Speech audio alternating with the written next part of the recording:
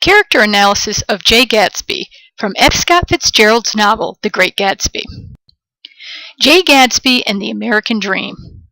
J. Gatsby is a romantic who believes in the American dream of the Roaring Twenties.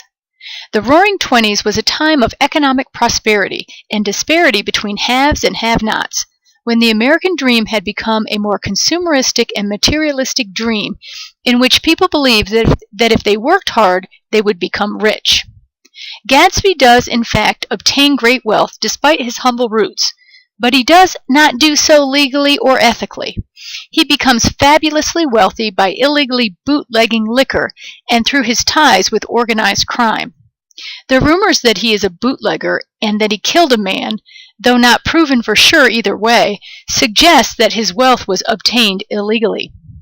In addition to the rumors, the mysterious phone calls he receives, the massive parties serving illegal liquor that are never raided by the police, the suspicious white card he shows the police officer who tells him, "Know you next time, Mr. Gatsby, excuse me," and lets him out of a speeding ticket, and his shady business partner named Mr. Wolfsheim, all suggest that Gatsby has made his fortune through unscrupulous means rather than honest hard work, which implies that the American dream has been corrupted into one of mere capitalism rather than one of a more pure form of freedom, thus questioning the legitimacy of the American dream during the Roaring Twenties. James Gatz.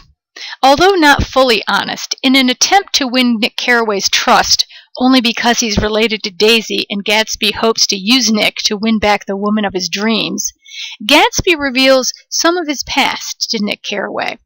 He tells Carraway that his given name is James Gatz and that he is the son of poor immigrants. His mentor is a wealthy man named Dan Cody who owned a yacht.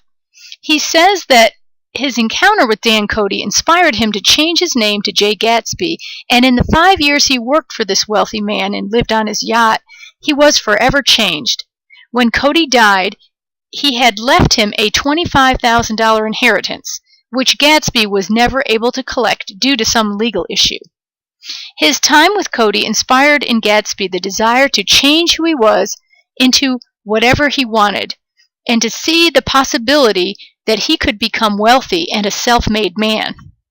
After Cody's death, Gatsby joins the service and becomes a lieutenant in the Army during World War I, during which time he meets his true love, Daisy Fay, who was the beautiful and popular 18-year-old daughter of a very wealthy Louisville aristocrat.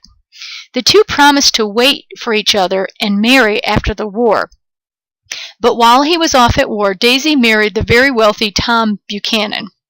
Apparently, J. Gatsby was not wealthy enough or from the right family for Daisy. Believing he can achieve the American dream and literally make himself into whomever he wishes, shown in how he changes his name, creating for himself a new identity, Gatsby spends the next 4 years obsessively going after his dream of winning Daisy back for himself.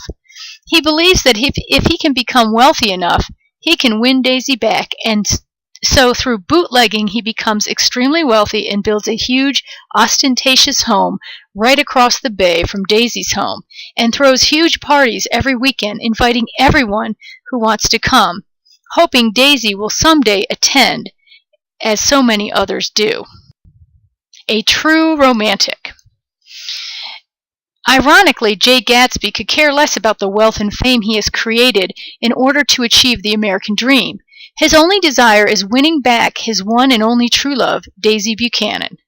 In his mind, he has imagined that Daisy is more honorable and pure than she truly is. He unrealistically believes that if he can impress her enough by gaining enough wealth and prestige, he can win her back. Carraway says of Gatsby, he wanted nothing less of Daisy than that she should go to Tom and say, "I never loved you." After she had obliterated 4 years with that sentence, they could decide upon the more practical matters to be taken. One of them was that, after she was free, they were to go back to Louisville and be married from her house, just as if it were 5 years ago. Being the idealistic romantic that he is, Gatsby believes he can go back in time and win back his true love and spend his wealth and time obsessively going after his dream.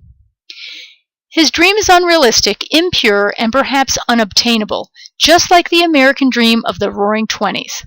F. Scott Fitzgerald uses Jay Gatsby to criticize the corruption of the American dream, from one of idealism to one of materialism, thus criticizing the obsession with wealth and material possessions of his day.